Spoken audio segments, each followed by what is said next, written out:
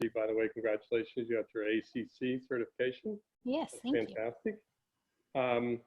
So, you know, I'm kind of new to this, and Lawrence, I see you're also a coach. So I'm kind of just exploring it and getting into it. And I've been in conversations with a couple people and looking for this. I've got a planned course that I'm going to be looking at and taking down in Dallas. It's an intense 9 days or 8 days of, you know, the first part of the 60 hours of training. So I'm really, and I talked to Ellora about things, so I'm really kind of just beginning to listen and observe people. And I guess one thing, Lawrence and Alora, I'd love to get your opinion on NLP and how that applies to some of your coaching approaches and so on. Well, I can start. So, I'm very excited for you that you're digging into this, John. This is cool, and I think, you know, for those who don't know, John and I have worked together in a previous life, and so I think it's great that this is something that you're exploring now. So this is very cool. Specifically when it comes to NLP. So here's the thing. Coaching is, I would say, sort of like, you could probably say it's almost like health and diet, right? There is a bazillion different ways you can tackle it. And there are a lot of different tools. I think the thing that makes coaching the most kind of fun and interesting for me is that it's really kind of the combination that works for you to pull that together, and then make sure that you're finding the right clients that really resonate with that kind of focus. So, you know, I think it's something that you see a lot in terms of, I think, you know, there are a lot of coaches who might get certified in several different things or in several different areas, and in that combination becomes their specialty. So, you know, I like NLP specifically because I nerd out on, you know, language and the way the brain works and stuff like that. And that sits right in the heart of all of that. But I think more broadly, it's really around, I think, the things that make sense to you and help you make sense of things. You know, Lawrence and I were just talking this week about, you know, the fact that we wanted to discuss things like assessments, because I think assessments are really you sort of teed this up for us, John. Didn't even realize that this was kind of awesome. But, you know, I think assessments are a great example, right? Because there's so many different ones, right? You have the most common ones that we all know, like, you know, Myers-Briggs or Enneagram, are the ones that surface kind of all the time in very pop culture-y kind of ways. And then you get into the ones that maybe are very corporate, like DISC. You get into ones that are maybe very, again, very specialized, like Hogan, or things that are sort of try to transcend that, like Gallup strengths. Like there's so many different forms you can take. I think the thing that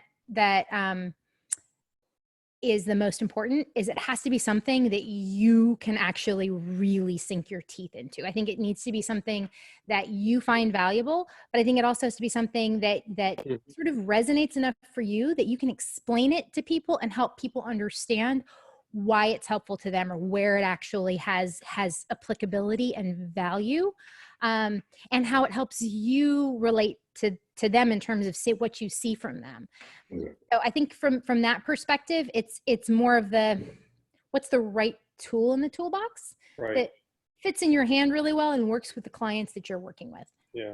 No, go ahead, Lawrence. I'm sorry. No, that was Ellora, you know, teed it right on up with it has to feel right for you. And so there's any number of programs out there, and probably the one you're choosing is the best one for you right now, right? And again, as Ellora alluded to, you get Gallup, or you tag on these other tools to sharpen what it is you're looking to do. And the one thing that I will fight anybody on is, you know, niche coaching, and boxing you into an industry or anything like that as a coach. And one of the things I loved about, you know, all the programs me and Ellora have in common are, you know, by the end of coaching, once you understand what coaching is supposed to be, you should be able to sit in front of anybody and coach, right?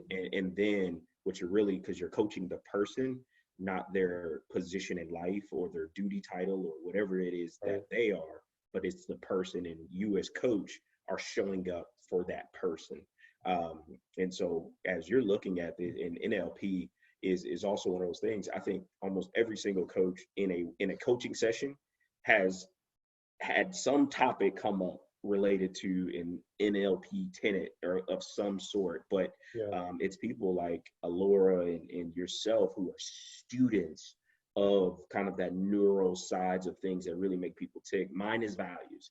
And so I'm an organizational leadership guy, organizational development. And so that's where I cut my teeth on. All right, what are your values? Are you leading with them? Are you living through them? And then to me, that's how I find those gaps and those blind spots from that kind of modality. And so that has pushed me in directions of more coaching and more leadership development style certificates and different things like that. So it's all ultimately comes back to your why. And then again, what feels true to you. So Lawrence, in organizational management, organizational behavior, and as your kind of focus, do you apply the NLP principles as you look at situations or you're working with individuals, or is that how you use it? Or you said it's not, you don't get focused on one niche, but rather a broad sense of what works, as Ellora said. Yeah. So the way I use kind of all of my background, because I'm a former Army officer. And so a lot of what I do is, we build them up, we tear them down and build them back up. And a lot of that is coming from a place of what do you believe in? And so a very values heavy and cultural heavy kind of foundational setting that I come from. And so I use it from that. So we talk about performance, right? Where are your performance gaps? And what are you seeing as a disconnect from the people? And it oftentimes comes back to they weren't connected to the end game and the why, and who on the front end didn't communicate that very well. And so really finding those gaps in how people effectively communicate and understanding that everybody has a definition of what just came out the leader's mouth. And I think it's the language, right? So part of the 100%. effective communication is figuring out what that common language is. And this, I think, ties to the NLP part in particular, John. I think you get to, I think one of the biggest, and this is honestly something that you'll encounter in the coaching training, is there's a huge part of the coaching process that includes listening to the language that your client is using, because that'll usually give you a really set of valuable clues in terms of how they're thinking, what their limiting beliefs are. Language is probably one of the best cues to help uncover what your client's limiting beliefs are, especially if they're trying to accomplish something, but they seem to keep either getting in their own way or convinced that there are other things in their way. Usually really understanding, really carefully listening, I think is it, which, to be fair, is one of the things that I think is great about you going into coaching, is that you're an extremely good listener.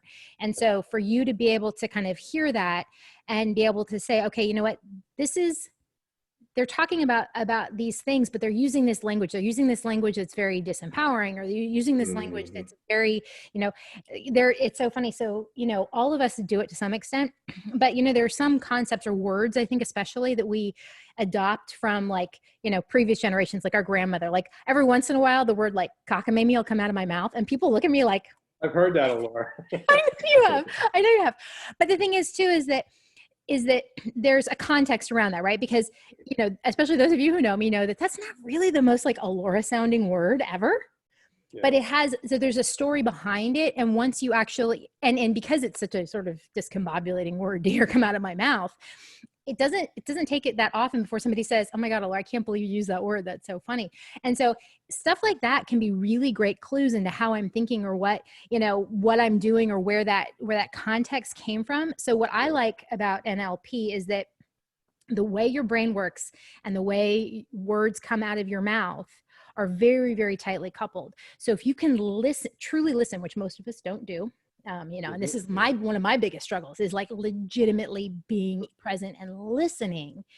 It really is a very close tie back to how they're thinking. What are they seeing as the obstacle?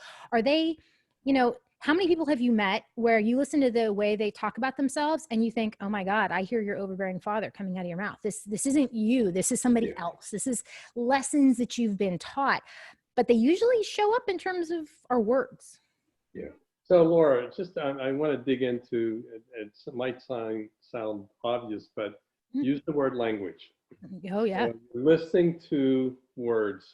So just sort of break that down for me. So language meaning the person in front of you describing the problem, the situation, the challenge in front of them. You're listening to their cues, their little physical words that they're talking. And you're trying to dissect and decipher, okay, what else is happening with this person that's either inhibiting him or they just need a little bit of nudging to kind of move forward. Is that what you mean by language? Oh, absolutely. Yeah. That, and not only that. So a lot of times people will use, so I'd say not only that, but it'll help you a lot of times hear where they see obstacles, right? So a lot of times, again, this comes back to limiting beliefs.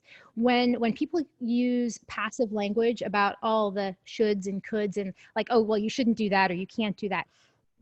Asking them, okay, can you explain that to me? Tell me why is that a should? Why, why should I take the promotion for a job at a company that I don't like? Why should I do this? Why, like, should is probably one of the most useful things to listen for, because should is external judgment telling you what you are supposed to be doing. And usually, to be honest, if you're using the word should, it means you've acquiesced in a lot of cases, but you haven't totally bought in, right? Because if it's a should, you probably aren't using the word should anymore. If it's a should that you've internalized, you're probably not using the word should anymore. The should is what my boss thinks, or what my spouse thinks, or what my parents think, or what should almost always comes from an external source that we're trying to force our way into. 9 times out of 10, I found that if you start like getting under the hood of that should, oh man, you find a lot of stuff there. It's, I've never been able to live up to what my father expected of me. I was supposed to I was supposed to take over the family business. And, my dad never forgave me that I didn't, do like there, you get into some really big, important stuff. And the thing to me, especially about should, as all of the words that we could dive into, is many people are not even conscious of the extent to which they use it. Exactly. And so for me, that one is once they become aware of it, and this is where I love coaching, because once somebody has that moment of, oh my God, you're right. Why am I doing that? Yeah. And it even comes out in Ellora, you threw the word out there, and the subtleties of passive versus assertive or aggressive communication. In the way that they are active, active, right? But the way that they describe things, right? Or the way that they describe themselves in a situation, or their reaction to a situation, is another thing that you listen out for. And one of the things that I first encountered transitioning from the military into this new world in the civilian sector were passive aggressive people, and how I experienced them, and how I dealt with them as Major Henderson versus just Lawrence now. And what happened was I got feedback about being too aggressive. And so what ended up happening for me, unbeknownst to me, I began to take a back seat. And so I began to use a very passive language that didn't even seem right. And it took one of the passive aggressive people to call me out. And it was the craziest thing, but had they not, and I didn't have a coach, at the time, I didn't have one. But when I got in coaching, it was those ups and downs and those ebbs and flows of the things I was saying and what was coming out of me that was either driving my energy or detracting. And so as you think about language, and you think about the motivations and I think about self-management from an emotional intelligence perspective, and how well people are able to check in with the stories that Ellora was talking, with the stories that they're feeding themselves and that they're telling to themselves, that can actually drive their decision making. And so as you dig in, particularly in the language and neurology of coaching in that modality, you could really find out people leaving you breadcrumbs in just the way that they describe things.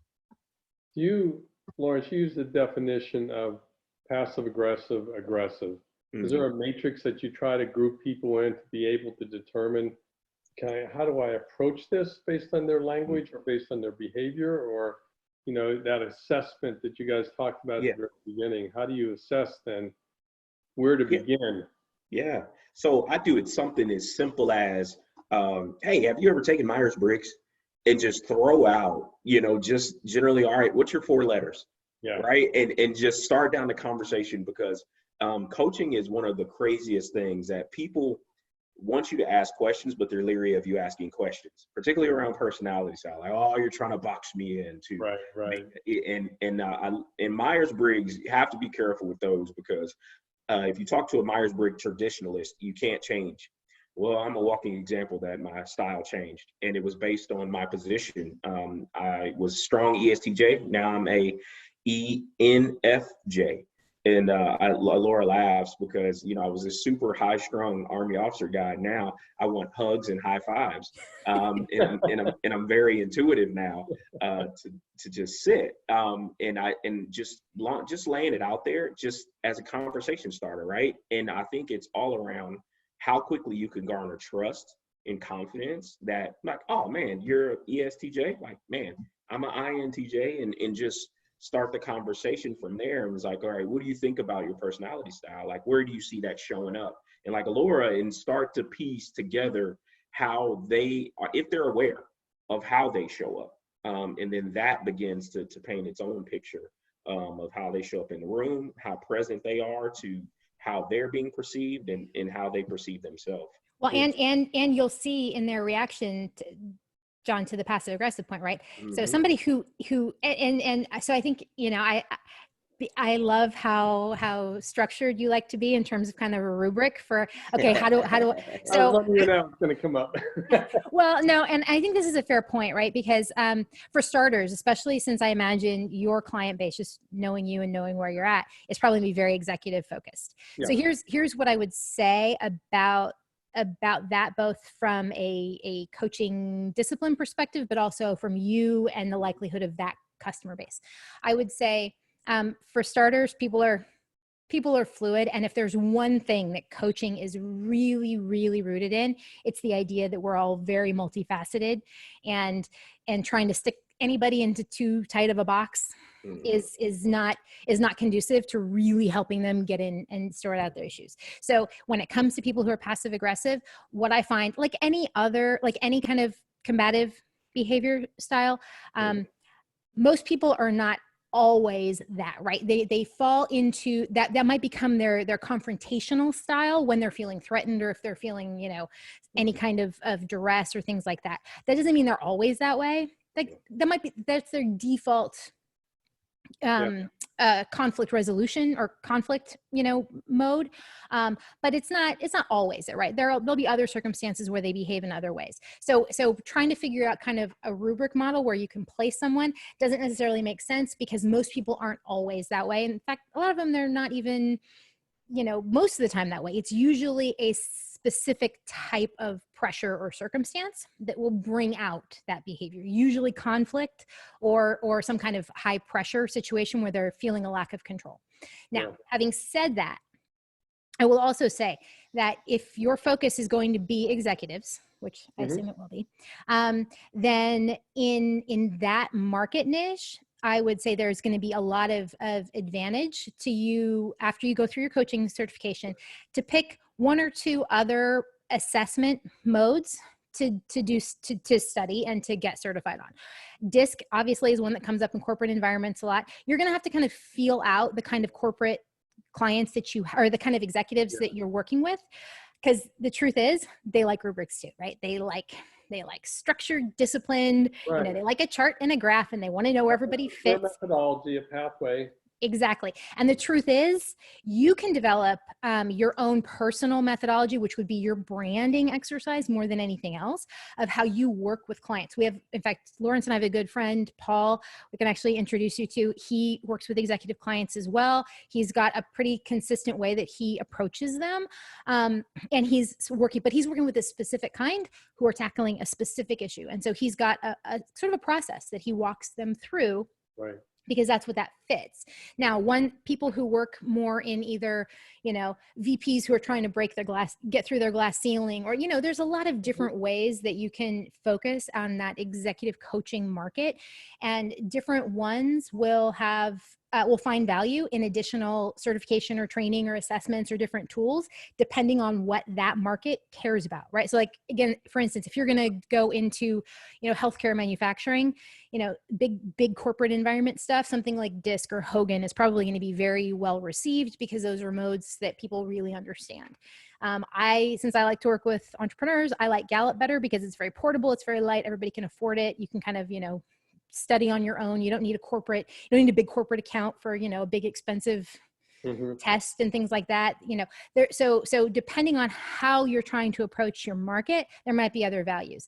But I would say that for you, in the back of your head, keep in mind, again, the rubric's nice, Right. but it has to be kind of a tool to get them past it. Actually, it's think of it as the aperitif, because you want to make sure that you're speaking. It comes back to speaking a language that's common to them and they like that, but it's also then about getting them past the idea that that's the whole enchilada. Right. So Laura, you mentioned, and if you wouldn't mind sharing, like assessment tools, you mentioned Hogan, or you mentioned a couple others. DISC, yeah. DISC, yeah. So DISC is very corporate.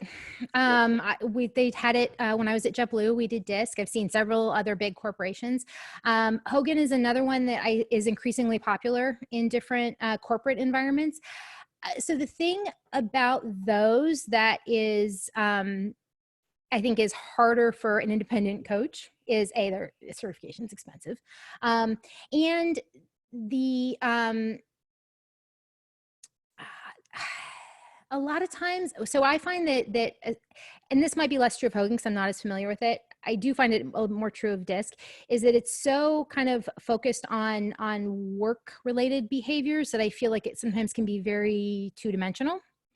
So again, what I like better about Myers-Briggs, or even Enneagram, which I have a little bit of an issue with, but and definitely Gallup, is that the things you take out of it, I find are universally applicable 360 degrees of your life, right? I'm an ENTJ at home. I'm an ENTJ at work. I'm an ENTJ when I lose my cookies because my brand new puppy just shredded, like, you know, a whole entire box of paper towel all over the floor when I wasn't looking. Like, I am 100% ENTJ.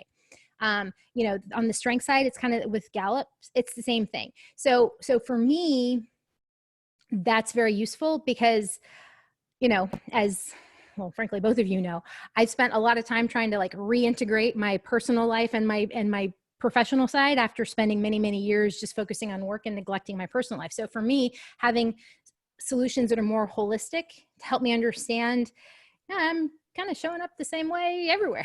That's the way that goes, is very, very useful. Now, if you're going to be focusing on big corporate clients, a lot of times you can ask them what their HR, a lot of times their HR teams will have tools. They'll have stuff already in the organization.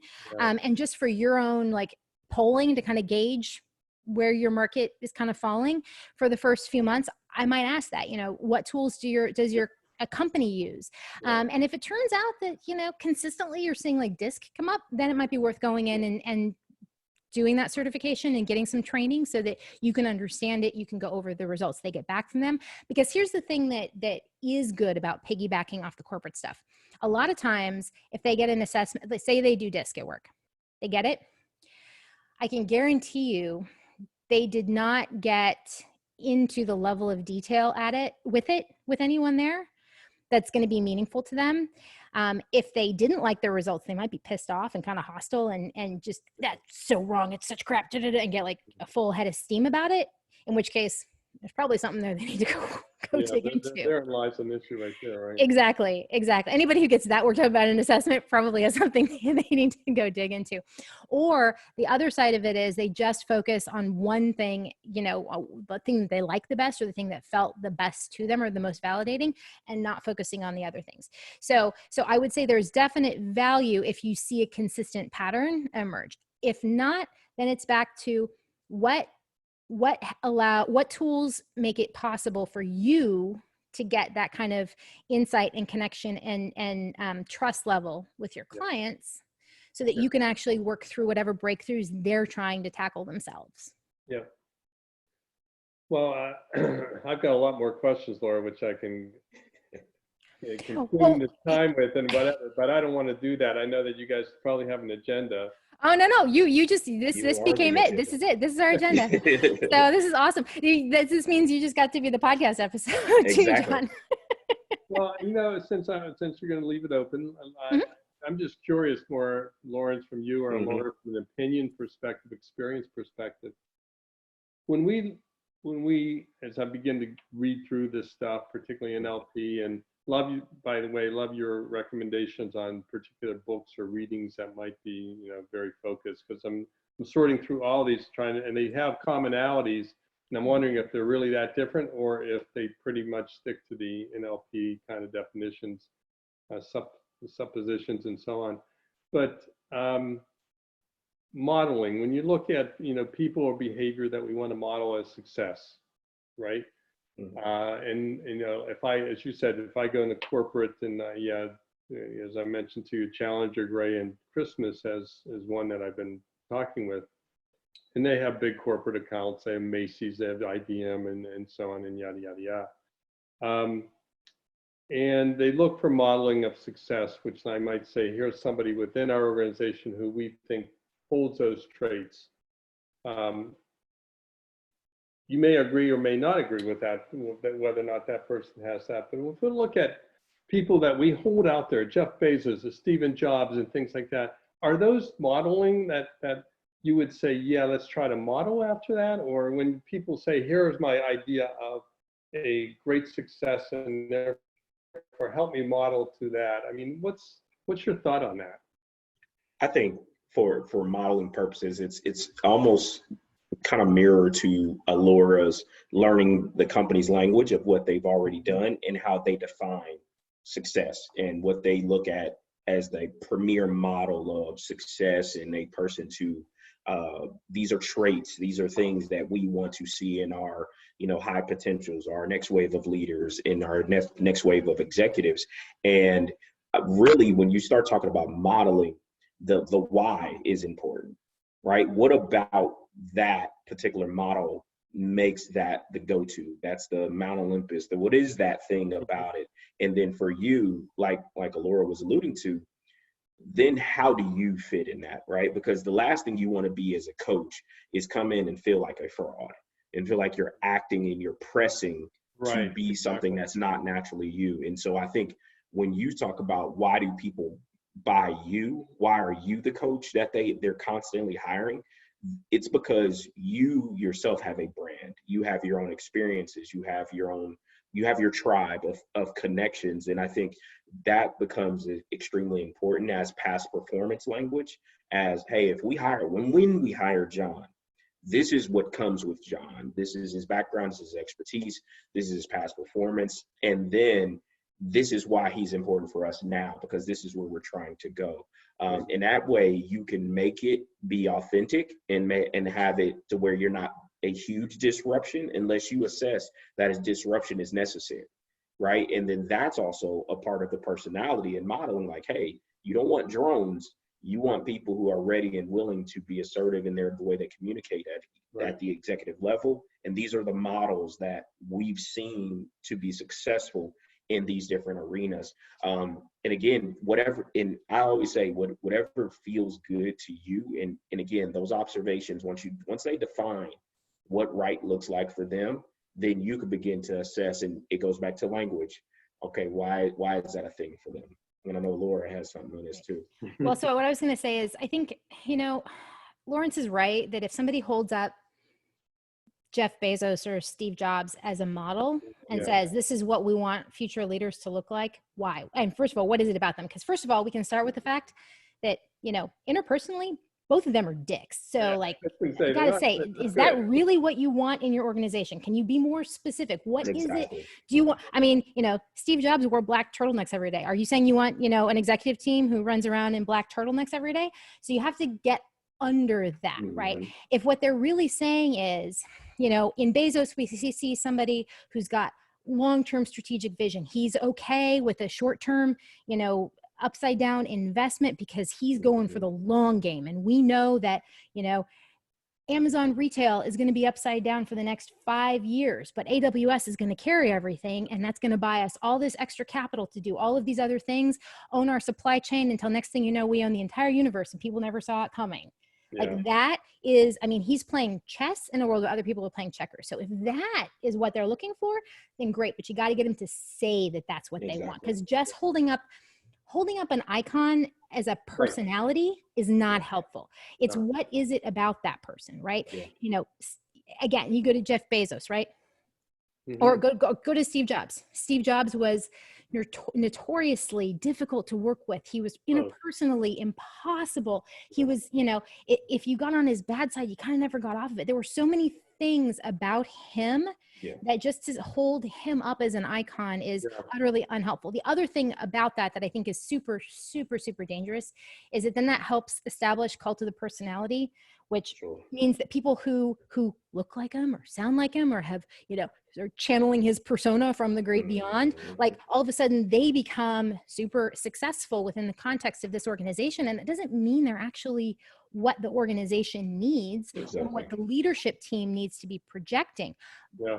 But if you just stick to so the modeling, you think of the modeling almost like a marketing persona. It's fine to start, but you got to get under it. What is it about that that's actually going to be useful to you? And then I would also say, once they start defining it, challenge some of their definitions too, because again, I think I have such a beef against the whole CEO as rock star, pop culture, social media crap. It makes me crazy because it reduces a really complicated. It just turns it turns business into reality TV. Yeah. No. Hence our president. Yeah. Okay. Exactly. 100%. And so that doesn't have enough dimension to help you actually understand what is truly useful leadership. What are the truly useful leadership qualities that we want to make sure our management team is exhibiting, exuding, and demonstrating on a daily basis. And it's too easy to say, oh, we want an office full of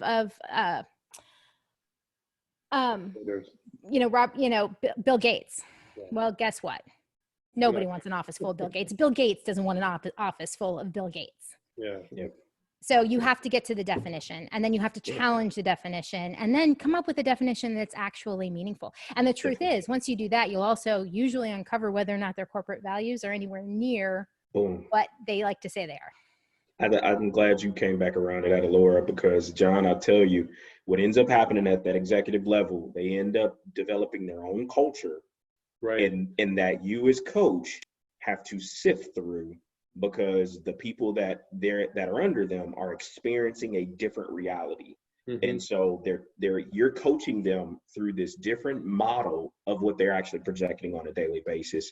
And you as coach, like, man, I'm getting two sides of the coin every single time I'm meeting with them, and a different person shows up. And Ellora alluded to that earlier, that who's showing up in each of my sessions. And that's why as coaching, like, all right, that first 5 minutes is important around what person showed up today, right? And like you said, did the crazy Steve Jobs person show up, or did the, super tapped into their emotions, Simon Sinek person show up today, right? And so you gotta be careful. So you mentioned, and I guess as you're coaching through it, Lawrence, you just kind of identified something triggered in my head is, so you're coaching to to the potential. Let's just say we're coaching to achieve someone's leadership potential, get him out of his way or her way, and let her or him kind of blossom in a new environment of innovation that you've been tasked to do. Yet there's a culture, it's a cultural bias that may not allow that to surface. So where do you see that conflict? So you're coaching to this cultural window and barrier here that, you're in conflict, saying you want the coach to achievement of innovation and personal growth, yet you're putting all these women can't do this, or you can't do that, or or Yeah. this person is our ideal super senior vice president, and all of a sudden it's like, or am I modeling to that? This person's got to be confused. You're coaching to potential, and they're modeling to, the corporate culture is modeling to an asshole on the 7th floor, right? For sure. Yeah, and that goes to who's paying the bill, right? And when you're having the interview of the sponsor, and then when you're having the interview with the actual client, right? Yeah. Because you're going to find where the great divide is. And so your coaching client, because they're already at that level, you've probably experienced people hedging in conversation, right? It's like the Dr. Fauci's of the world. When they get up to the front, they peek over their shoulder to see if the president's glaring at them and making sure that they don't say anything crazy that when they get behind closed doors, they're going to get reamed about. And so people will begin to do that in their coaching session, right? And so there will be that natural conflict where you're asking them their personal values. Then if they're in conflict with the corporate values, and then, oh, by the way, they're in conflict with the CEO's values, right? And so you'll learn that through language in your initial interviews. And it all comes down to the sponsor and the person you're coaching. What are you willing to do to move forward the right way? Right. And once they sign up for something, then you as coach, you can, all right, I'm gonna hold you accountable to this, right? You showed up to do work, and that's what I'm requesting, and I'm saying I need from you every single time. And as sponsor, this is what I need from you, right? You asked me to come in here. I'm not creating a clone and a drone. I'm creating the person who's going to shift you in a way that you said is important to you. And so you as coach begin to have those assertive communications in every interaction. And I think that's important. What are they willing to do to move forward? Well, and I think if I'm going to add on that real quickly. So I think, when you have a case, John, where the sponsor and the client are in agreement, they're all moving for the same goal. Great. No problem. That's good. You can make good progress. The place where you run into a problem is where the sponsor says, hey, this person's amazing potential. I think they're great. They're a complete asshole to all their peers, though. I cannot get support to promote him until he figures out how to build better relationships or whatever, something like that. It's usually going to be a soft skill thing like that. That's the problem. And once you start working with the client, the real issue that will surface that's going to be the hardest is when they start really revealing they don't want the job, or they can't stand their boss, or they think the toxic culture is crap, or they're miserable at home, and that's whatever it is. The real conflict will arise when their goal and the sponsor's goal are not the same. And this is where, and ICF is very, very clear on where your loyalty as the coach has to lie in terms of confidentiality and everything else. It's with the client, not the sponsor. Sponsor can pay, but the client, you get 100%. The client being the person you're coaching. Yes.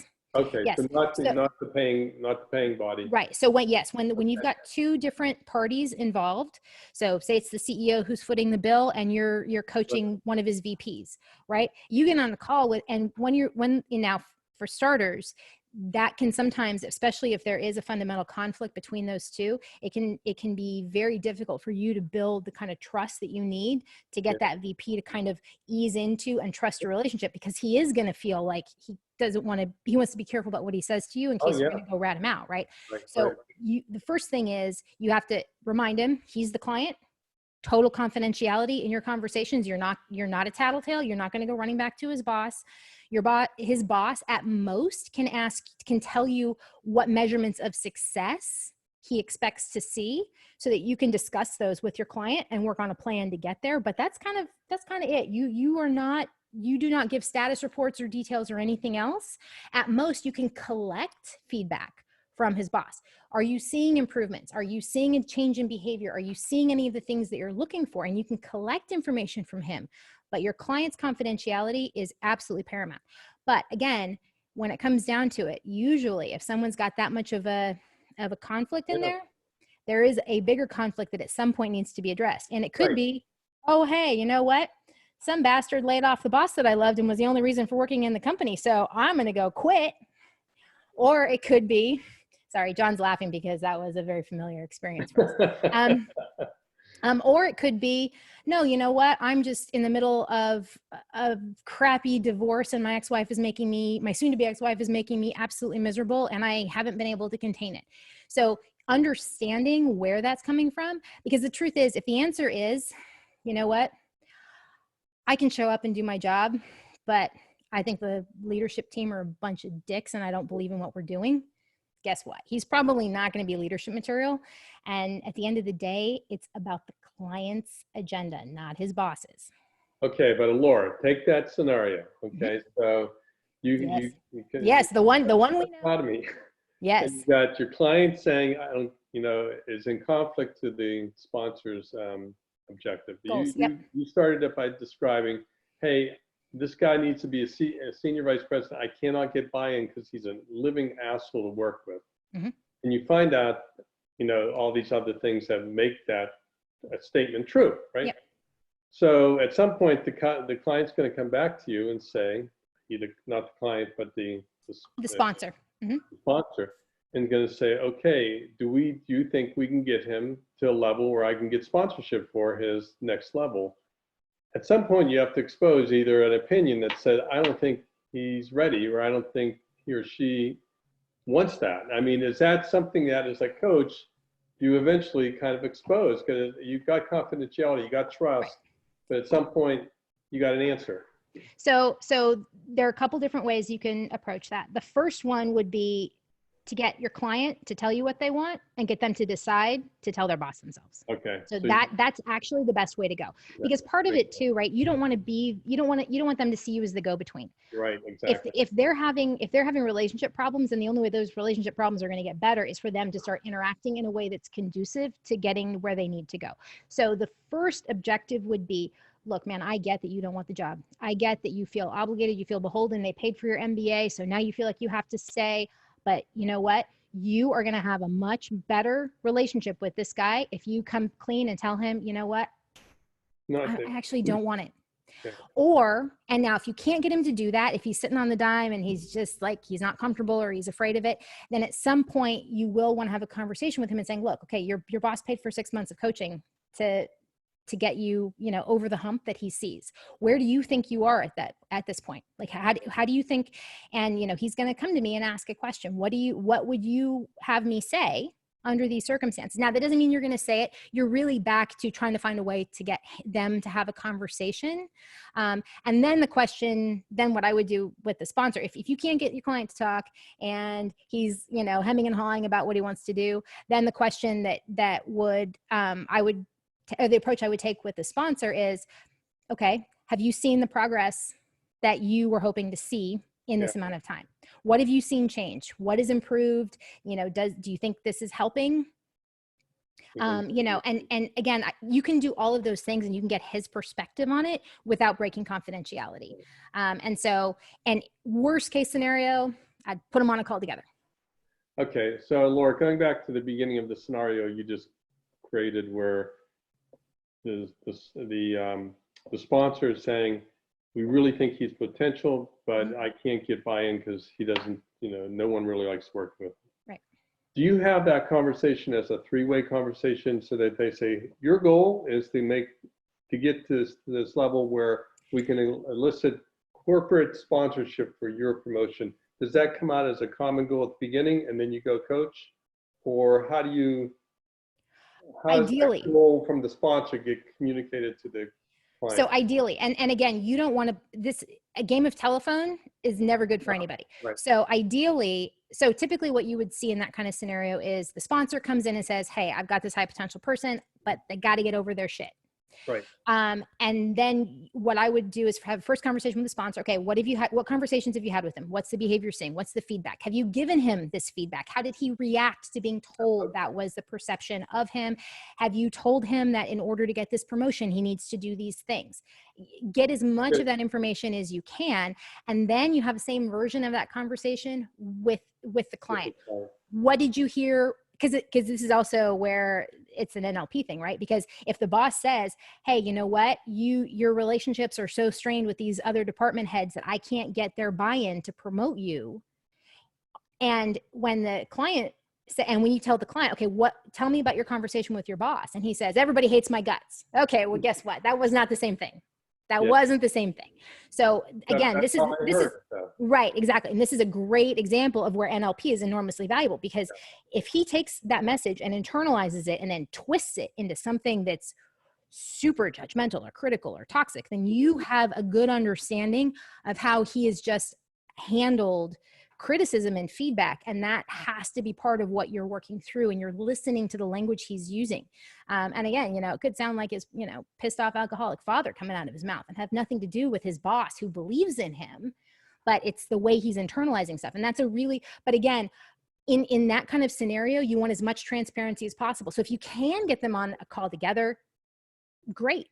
But I would do one-on-one first, start with the sponsor, get his perspective, go back, validate the perspective with the client. Then if you want to say, great, I want to do a call with the three of us now so we can agree goals, we can agree KPIs, we can agree a timeline, we can agree what you're going to do, whatever it is. And again, at that point, your role becomes to facilitate and not be the conduit of information, because part of this is them establishing a trusting relationship with each other. Right. Again, to make this succession plan logical and reasonable. Yeah. So you shouldn't be caught as a coach in a scenario where, hey, you're the one telling him for the first time he's got issues with the other senior management. Okay. Yes. Yeah. Yes. And if you're trying to get sponsor says, if you challenge the sponsor and say, have you had this conversation? They say no, then you push back on the sponsor. Yep. And say, okay, let's get this established up front, some ground rules.